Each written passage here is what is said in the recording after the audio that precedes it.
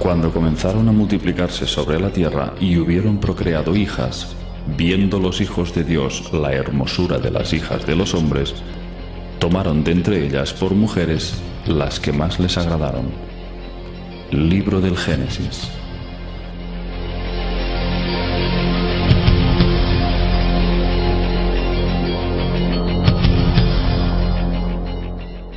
Hace unos 13.000 años, los jóvenes astronautas Anunnaki se sintieron sexualmente atraídos por las hijas de los hombres y tuvieron relaciones carnales con ellas.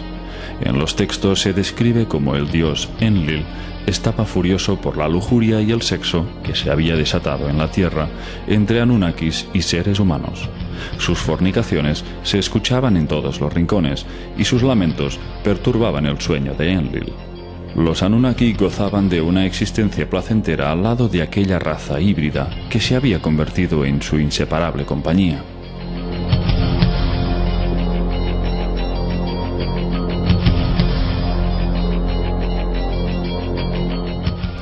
Enlil entró en cólera, hastiado por la dependencia que sus congéneres sentían por los humanos. Impotente al no poder controlar la situación, exclamó: «Destruiré al habitante de la tierra que he creado y lo echaré de la faz de la tierra». Pero Enlil no tuvo que idear ningún sistema para aniquilar a la especie humana. Una catástrofe de grandes proporciones se cernía sobre la tierra. Los planes de Enlil se verían materializados pronto y llegarían en bandeja, sin tener que hacer nada. El clima de la Tierra estaba cambiando y se perfilaba una nueva era glacial. Las cosechas se diezmaban, el frío era cada vez más gélido y las lluvias escaseaban. El hambre se extendió por toda la Tierra y los dioses Anunnaki, por mandato de Enlil, no ofrecieron ninguna ayuda. Enki proclamaba piedad para los pueblos hambrientos, pero la crueldad de su hermano imperó con mano firme.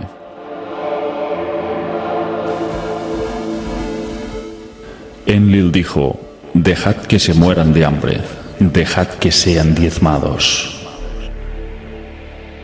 Y pronto llegó la confirmación de las causas que provocaban esos cambios climáticos. En una estación científica situada en el extremo de África, Enlil recibió los primeros datos de alarma. La gran placa de hielo antártica se estaba deslizando peligrosamente hacia el océano. La inestabilidad de los hielos se debía a la atracción gravitacional que ejercía el planeta Nibiru, cuya órbita se aproximaba a la Tierra como hacía cada 3.600 años, pasando entre Marte y Júpiter. En cada paso próximo ejercía unos efectos de desequilibrio terráqueo, tanto a nivel magnético como climatológico. Si en otras ocasiones se habían producido violentos terremotos, en esta ocasión el enorme casquete del Polo Sur que se había creado capa tras capa peligraba de volverse inestable. El peso de la fricción en su base provocó un calor que la atracción de Nibiru podía hacerlo tambalear. Enlil debió de sentir una gran satisfacción cuando la estación científica reveló que una vez la capa de hielo se hubiera desprendido totalmente hacia el océano, provocaría unos oleajes tan grandes que llegarían a sumergir al planeta entero bajo las aguas.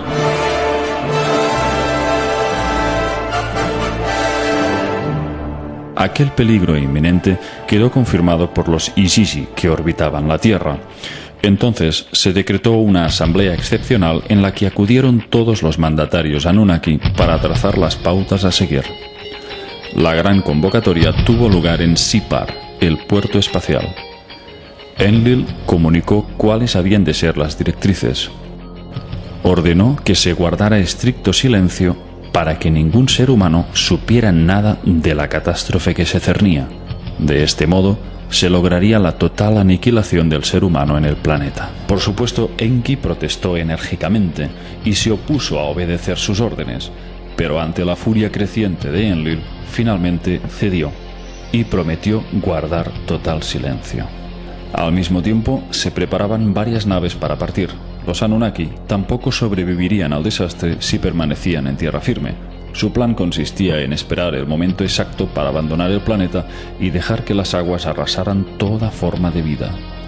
Alrededor del año 2900 a.C., en la ciudad de Shuruppak, un hombre había sido elevado a la condición de rey. Su nombre, Ziusudra. En la versión bíblica era conocido como Noé. Enki lo había engendrado fruto de su unión con una humana, pero su paternidad se le había atribuido a Lamec, descendiente de Adapa. En el libro de Enoc se nos detalla que Matusalén había elegido una esposa para su hijo Lamec. Cuando ésta quedó embarazada, tuvo un hijo singular, que los textos describen así: su cuerpo era blanco como la nieve y rojo como una rosa floreciente, y el cabello de su cabeza y sus largos mechones eran blancos como la lana, y sus ojos eran hermosos. Y cuando abrió sus ojos, iluminó toda la casa como el sol, y toda la casa estaba resplandeciente. Después del nacimiento de Noé, Lamec corrió hacia su padre y le dijo: he engendrado a un extraño hijo, distinto y diferente del hombre, y parecido a los hijos de los dioses de los cielos, y su naturaleza es diferente y no es como nosotros. Y me parece que no ha nacido de mí, sino de los ángeles. De modo que, siendo Noé Ziusudra, hijo de Enki, éste no permitiría que fuera borrado de la faz de la tierra, y depositó en él todas sus esperanzas para salvar la semilla de la humanidad. Pero fue una experiencia espiritual lo que le hizo tomar la decisión definitiva. Una noche, Enki tuvo una visión reveladora. Se le apareció un ser llamado Gazu, resplandeciente como los cielos, que le instruyó y le cedió una tablilla con un dibujo de una embarcación sumergible. Estas fueron sus palabras: ahora toma el lado en tus manos para que los terrestres hereden la tierra. Llama a tu hijo Ziusudra, revélale la inminente calamidad sin romper el juramento. Dile que construya una embarcación que pueda soportar la avalancha de agua, una embarcación sumergible, semejante a la que te muestro en esta tablilla, que se salven él y su familia, y que lleve también la simiente de todo lo que sea valioso, sea planta o animal. Esa es la voluntad del Creador de todo.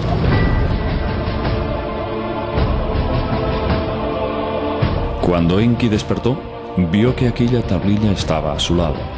No podía entender cómo aquella especie de sueño se había materializado. Cogió la tabla y vio la imagen de aquella embarcación con cada una de sus medidas para construirla. Entonces supo que su hijo Ziusudra era el elegido para salvar a su amada humanidad.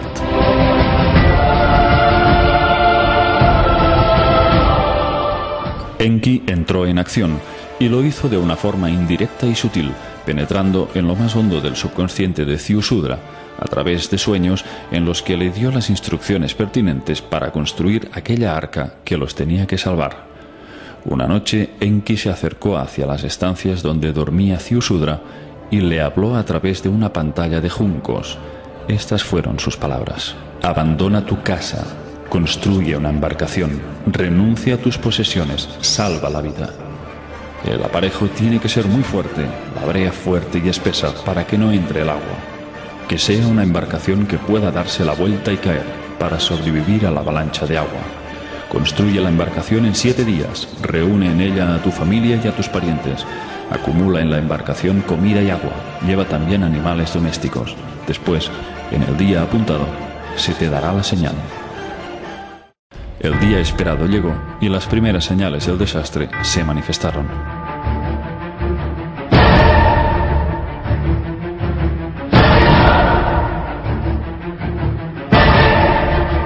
Esta es la narración literal de los textos sumerios. Con el resplandor del amanecer, una nube negra se levantó por el horizonte. La luz de la mañana se convirtió en oscuridad, como si la sombra de la muerte la velara. Después se oyó como un estruendo de truenos y los cielos se encendieron con los rayos.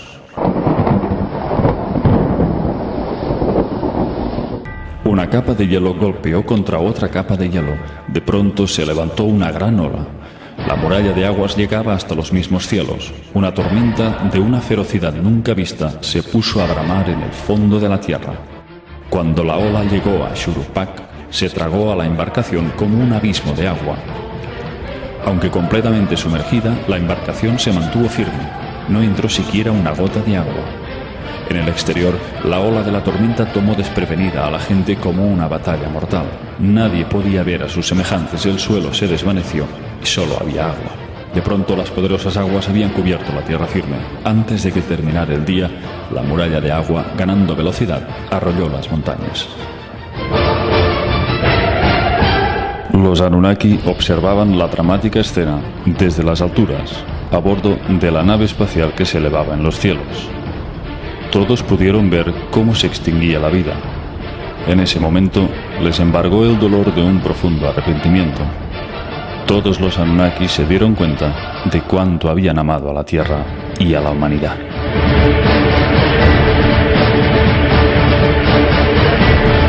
Todos lloraron, se sentaron y gritaron de impotencia y dolor.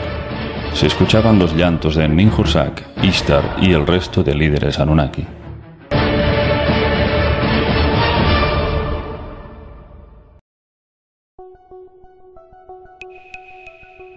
Después de 40 días, las aguas descendieron y los Anunnaki comenzaron a tomar tierra. Sus naves bajaron sobre el monte Ararat, ya que sus picos fueron los primeros en emerger de las profundidades. Era la zona más alta del cercano oriente. El arca de Ziusudra también fue guiada hacia el monte Ararat, gracias a la ayuda de un guía que le había facilitado Enki.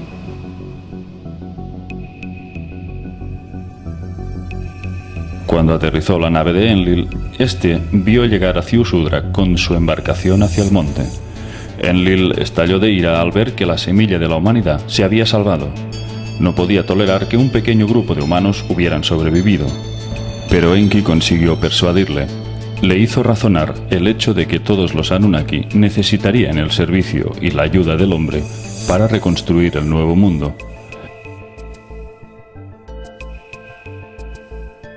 Entonces Enlil bendijo a Ziusudra y a sus hijos, y les dijo: procread y multiplicaos, y volved a llenar la tierra.